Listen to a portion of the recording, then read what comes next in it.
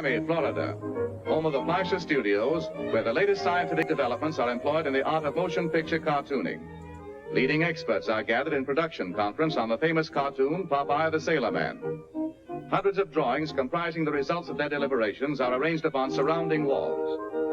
The pictures representing highlights in the story's development are shifted around as department heads plan or change details of production. Known as idea or key drawings, they are given to a group of artists called animators. The animators further develop the idea by making additional sketches, each one of which bears a slight change in picture alignment and figure contour in order to depict a degree of progressed action.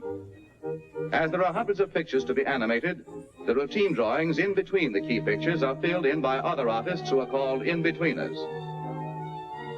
If you've ever flipped the pages of a pad of pictures drawn in sequence, you have no doubt observed how the action creates the illusion of motion.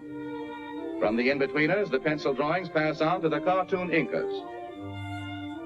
The inkers trace the sketches on squares of celluloid. For short, they are called cells. They provide the characters with an invisible support and facilitate their arrangement with other figures as well as backgrounds. The ink drawings are then filled in with color.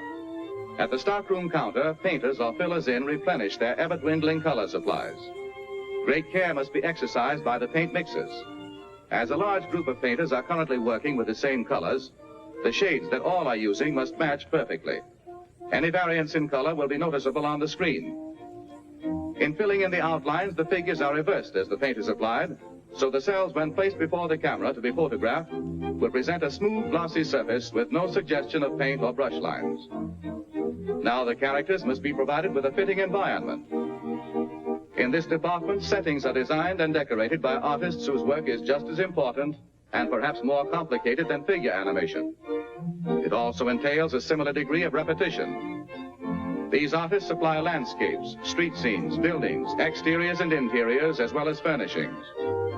They must be adept at creating the illusions of wind-blown clouds, waving palm trees, rolling seas, moving vehicles, and other effects that suggest activity.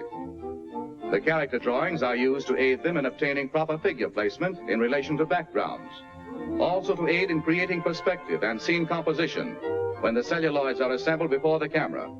For instance, Popeye's girlfriend, Olive Oil, must appear in normal relation to her patio doorway.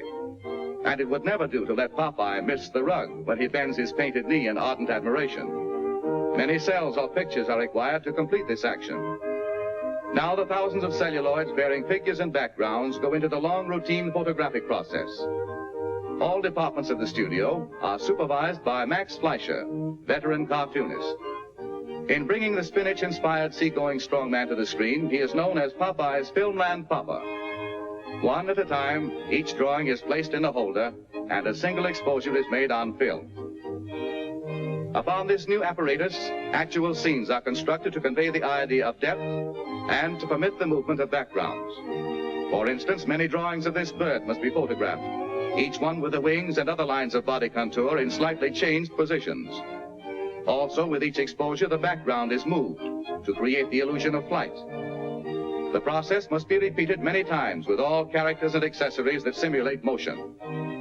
When it is realized that hundreds of sheets of celluloid, each bearing characters, properties, or scenic effects, must be superimposed one over the other so that figures will pass and repass each other in photographic action, thousands of exposures become necessary to complete the entire motion picture. The production of film cartoons is long on routine and heavy with detail, and requires considerable special equipment.